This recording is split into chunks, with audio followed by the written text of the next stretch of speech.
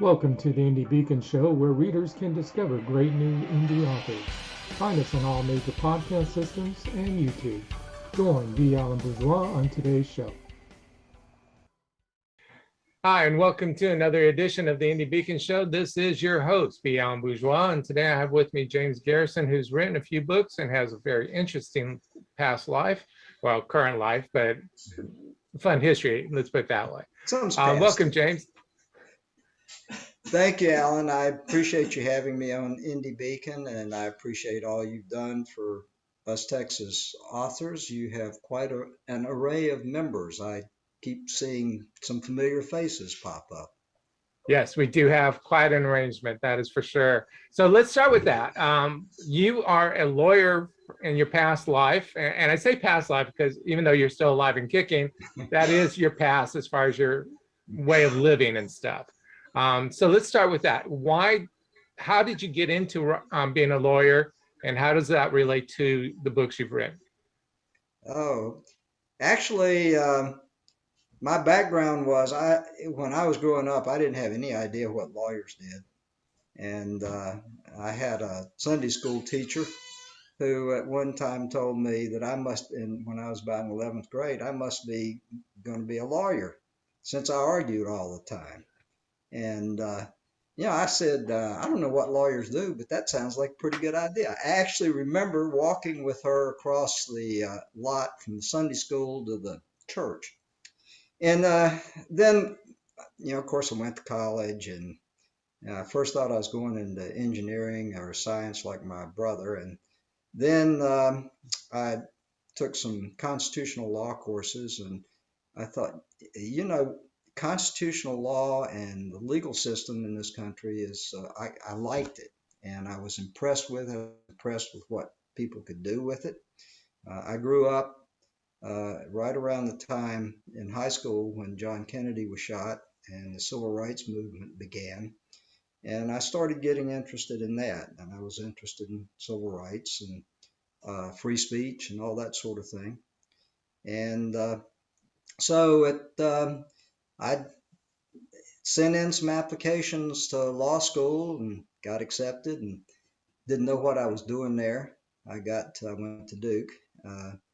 And I looked around at all these smart people, and I think, I don't know how I'm going to compete with them. I mean, I was really shook up when I saw some of their backgrounds and heard some of the names like Westmoreland, and one guy was father's general counsel of Ford Motor Company.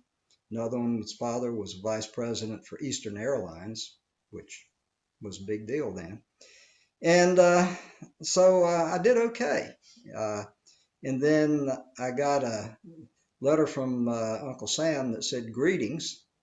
And he said, "I want you." And he did. And so I was drafted after my first year and went off to the Mekong Delta after a stint in basic training, which was an education. And I met a lot of different people I would have never met otherwise.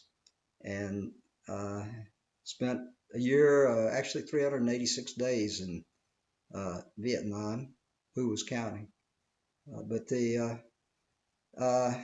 it was an experience that gave rise to my first novel, QL4. Then I came home, didn't know if I'd be able to go back to law school because that wasn't my background and we didn't have that kind of money.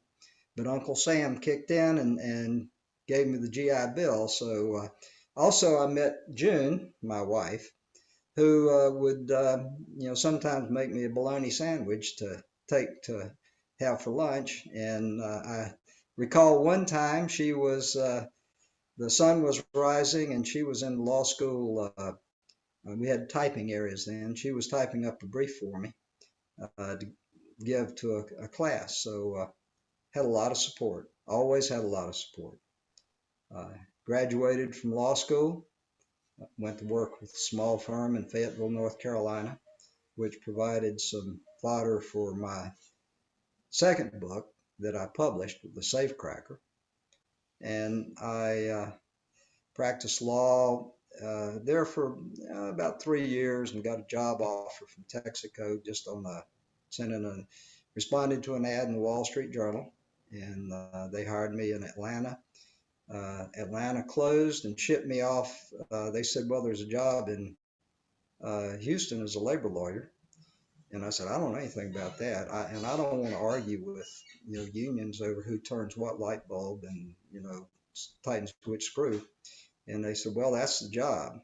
And the head labor lawyer there said he liked something I had written up for the EEOC. So I went and spent a year just reading about labor law. And they sent me over to Port Arthur, Texas to do a labor arbitration. And I said, I don't know anything about doing labor arbitration. I'd been to court before. I'd argued cases. And I got there, and fortunately they canceled it. They told me I'd need just about a half a day to prepare, which was wrong. And the arbitrator canceled the arbitration. He couldn't get there.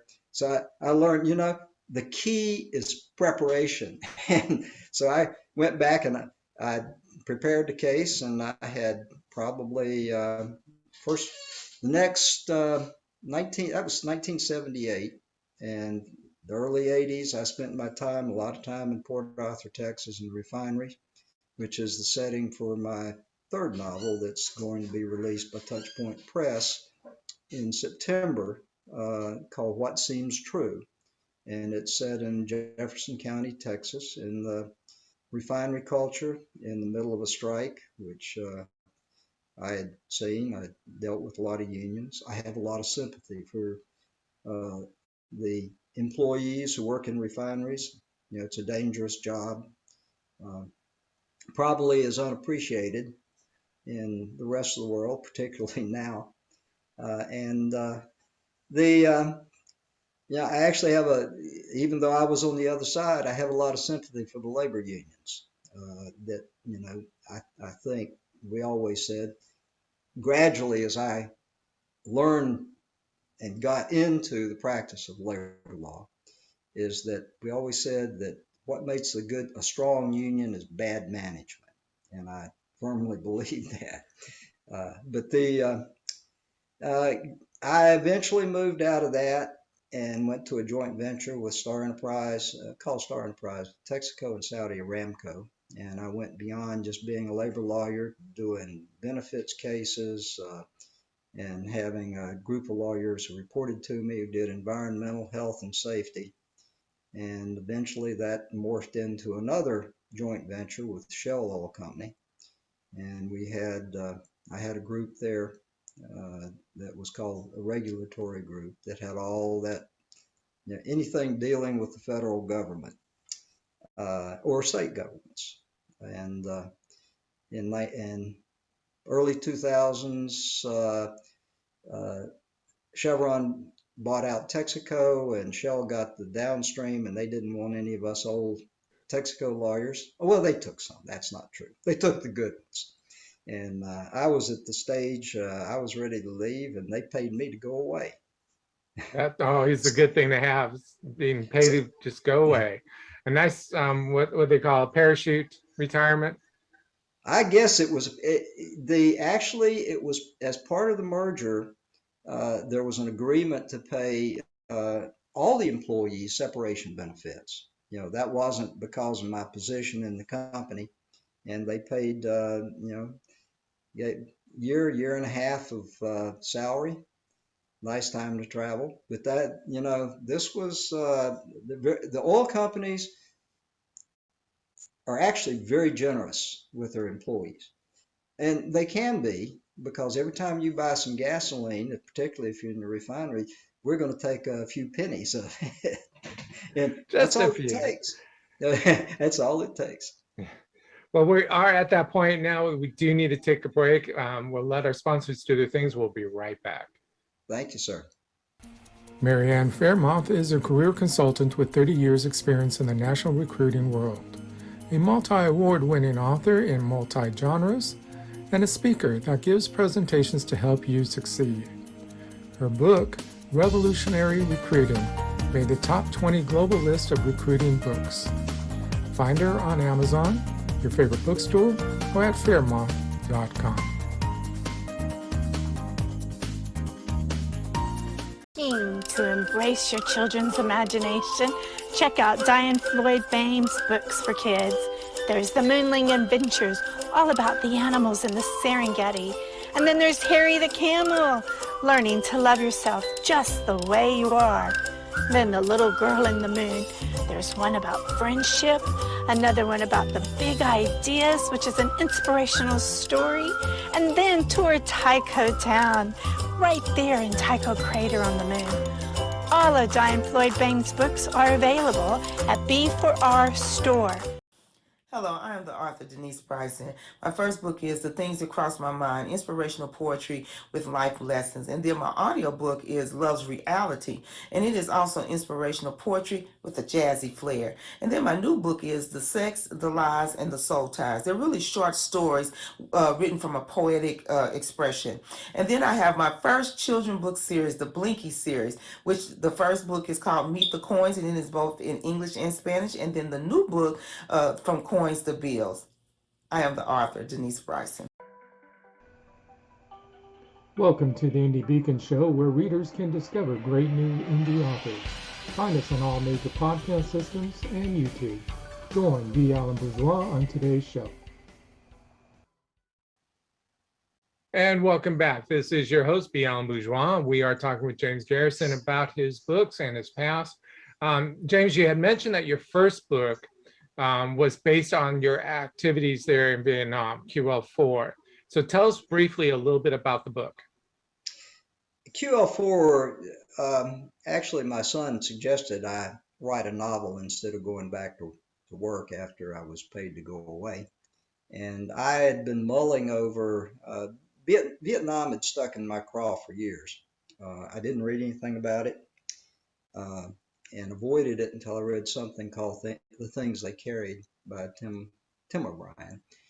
And it impressed me, and I started reading about it. And when I said I'm going to write a novel, actually I decided when I decided to become a writer, before I lose it, I want to write 4 books. And the first one is QL4. And QL4 is the highway that ran from Saigon down into the Mekong Delta. And it's the highway as military policemen we patrolled. Mostly my patrols were in town. For the 6 months I actually did military police duty. And my idea is that we followed the French down that road because it was named after Colonial Highway 4, and the markers looked just like the markers that I saw years later on some of the country roads in France, red and white. If you look at the cover, there's one of those markers, QL4. So we followed the French down the same road to the same end. And the book is not a war story. It's a crime novel. And in any conflict zone, you're going to have corruption and black markets. And that's what I drew on, is the corruption in the system. Anytime you got that kind of money and goods coming into a country that's really a third world country at that time, that the people were very poor. And I dug through all my old letters. A girlfriend back then had given me back some of my letters I wrote to her. And she got one version that was sort of the mellow version. My mother got the vacation and Shangri-La version, and my brother, he got the hard one. And in fact, I remember writing my brother in 1970 saying, we leave, the South Vietnamese won't last 5 years. I have that letter. And so I went through all that. I have a bunch of pictures. You look at my web page, you can see some photographs that I took with a little Brownie automatic camera of the street scenes and highways and the people that were there. And I like the Vietnamese. I really did, because we worked closely with them. We weren't going out into the villas and taking fire or running into mines. Now, there were mines on the roads, of course. Bridges had been blown up. But, I worked with the Vietnamese military police, and I incorporated that into the book. And also, I used some of the incidents, used first part of the book is largely based on the incidents that I either was involved in, I witnessed, or so I had on good authority from one of my fellow soldiers. Well, we only have just a few minutes left, and I want to touch base on the other books. Safecracker, you got inspired when you got back to the States working as a lawyer. So tell us a little bit about that one. The Safecracker is a legal thriller, tongue in cheek. I have a lawyer named McPhee, and I have read, the John Grisham and Scott Turow, and John Grisham kind of bothers me because he goes into the larcenous lawyer sort of thing, and I just wanted to use some of the situations I had come across, and again, it's where you have a group of well-heeled citizens who are trying to defraud a giant alternative energy project. It's set in 1980 during the Iran hostage crisis, and the oil was so short that we were siphoning gas out of one car to put it into another, even though I was going to refineries at that time. And I wanted to weave that into this safecracker character that reminded me of someone I'd come across in my early practice. And it used just sort of, well, what if this had happened? What if that had happened? It involves a female attorney, and because I wanted to see if I could write from the standpoint of a woman. And when I was in law school, there were only 4 women in my entire class, and it was a small class, 120. One of the women went on to be the Chief Justice of the Utah Supreme Court, which impressed me. But my daughter went to law school, and the book's dedicated to my lawyer daughter. And by now it's like 50-50, which I think is great. I think it's a great opportunity. Then I had she is very moral and uptight, principled, and she's got this cohort, Jack, who is on the make. I mean, he wants to make money out of it, and he's tempted to go over to the dark side. So it's the conflict between them, and you know how it goes. And with that, you have now your third book, which is just getting ready to come out, that also deals with when you were working in the oil industry as a labor lawyer, if I remember correctly. So tell us a little bit more about What Seems True. We had the first black supervisor at a small refinery where I was a labor attorney was murdered in 1979. 2 employees confessed to the murder ultimately, and 1 employee confessed. I admit it, he did it, but that employee will never testify, and the shooter has never been tried. True story. My fictionalized version, I was interested in the relationships. What happened that led to the supervisor's murder? What happened that led to the shooter going free?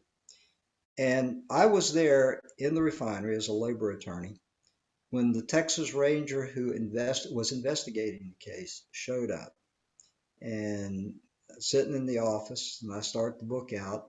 We're having donuts and coffee, and the ranger shows up, and the ranger who showed up looked exactly like I described the guy in the book, but that's the only dealings I ever had with the guy. So I created this character, the ranger, and he's a key part of the book. He's one of my favorite characters. He is a fountain of found wisdom.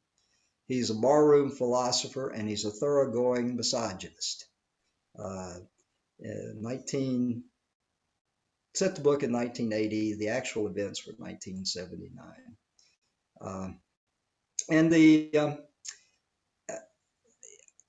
lawyer in the book gets involved in the investigation, which I did not get involved in the investigation. And there's a confession. The lawyer gets a copy of the confession and listens to it, and then has to use it in connection with the case. But along with that's the storyline, I also want to portray the refinery setting, the setting in Gulf Coast, Texas in 1979, the racial conflicts, the labor union company conflicts, and how that society was existing. And I like Southeast Texas. I not like any place I'd ever seen with all the Cajun influences. I'd never heard of crawdads or anything like that. And I got, into that kind of stuff. And, I can still see, remember driving back to the refinery and seeing the refineries just spread out, Gulf, Texaco, particularly out to the Gulf of Mexico, and the lights, the flares at night, the clouds, the fog coming in and just covering it up in this just glow. So I wanted to get that atmosphere in there too. It's Gulf Coast, Texas is one of the characters. Jefferson County, one of the lawyers I dealt with said one time, he says, well, why are you surprised at this? This is the free state of Jefferson County. Well, the description of the plant with the fog and everything, it sounds like you probably mastered that in the words as well of describing that. Being through that area many times, I know that what it looks like and stuff. So you captured it well. We need to take a break and let our sponsors do their thing. We'll be right back. Publishing marketing package for authors. A $1,500 value, save 40% now. Includes a 6-piece marketing kit of 250 bookmarks, 250 business cards, 250 postcards, 1 table banner, 1 table runner, and 50 download cards, plus book cover design, ebook creation, PDF setups, upload to Ingram Spark, scroll placement, video commercial, and interview on IBS. Plus much more. Email bourgeoismedia@look.com for details or bourgeoismedia.com. Hi, I'm Mel Greenberg, author of Running with Our Eyes Closed, book 1 in the Empty Nested series. To the world, Samantha has the perfect life. 3 wonderful children, a loving husband, so she thought, and a life split between Dallas and Italy. When her youngest leaves for college, it all comes crashing down, forcing Samantha to re-examine everything.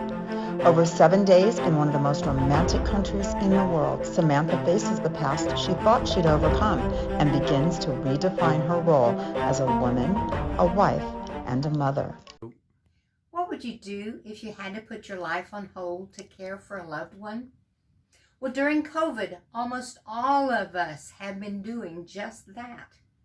I'm Charlotte Canyon, award-winning author, actress, and speaker. And my book, You Have to Laugh to Keep from Crying, shows you how you can revive, thrive, and survive with 4 golden rules. You have to love one another. You have to respect one another. You have to have patience with one another. And most of all, you've got to forgive one another. I'm Charlotte Canyon, and I approve this message. Welcome to the Indie Beacon Show, where readers can discover great new indie authors. Find us on all major podcast systems and YouTube. Join B Alan Bourgeois on today's show. Send your Twitter notes off and amplify upon them. I'm a member of a number of groups, the Pulpwood Queens and Timber Guides book clubs, Southern Fiction, and when I can, I post on those. It's, there's so many opportunities out there. It's just hard to pick and choose which ones to do. And I'm on Instagram. Okay. What is the website for your website address? It's jamesgarrison-author.com. .com. All righty. So people can at least learn about you through that. Once COVID kind of settles back down again, are you going to be out doing events? I'd like to. I'd really like to get out and meet and greet people rather than, staying back here. Unfortunately, Houston's kind of closing in again, it seems. Yeah, I fully understand that feeling. Um, you said earlier that you wanted to work on 4 books. So are you working on the 4th one? I wrote the 4th book first. No, second. It's called The Salvation of Buster Adams. And I drew on my experiences that I have had so many opportunities to screw my life up that surely there's somebody out there that's looking out for me. And so in The Salvation of Buster Adams, I have an alien from the planet Ionia who links with this little kid who's an obnoxious brat. And he's supposed to be observing Earth like a computer game through his computer and the eyes, ears, all the senses. But then he gets involved in trying to see if he can shape the outcomes. I put that in a drawer because it ended up being 160,000 words long, which is about 3 times the length of what seems true. But I have a collection of short stories, and I've taken the first part of Buster Adams and made it into a novella. So I think I'm going to try to get that one and the short stories out there first. Cool. So any plan on when you might have those published? Well, I'm talking with an editor at Touchpoint about maybe having them do it.